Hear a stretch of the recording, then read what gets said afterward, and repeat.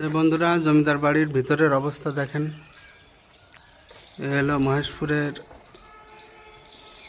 খালিশপুরের জমিদার বাড়ির যে পরিবেশ পরিস্থিতি এখন সব খুলে খেলে পড়ছে এই জমিদার বাড়িটির।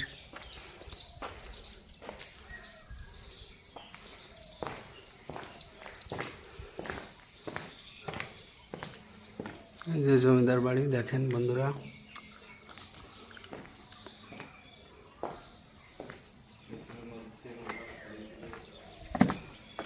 জমিদার বাড়ি আমরা উপস্থিত হয়েছি এখন এই জমিদার বাড়িতে।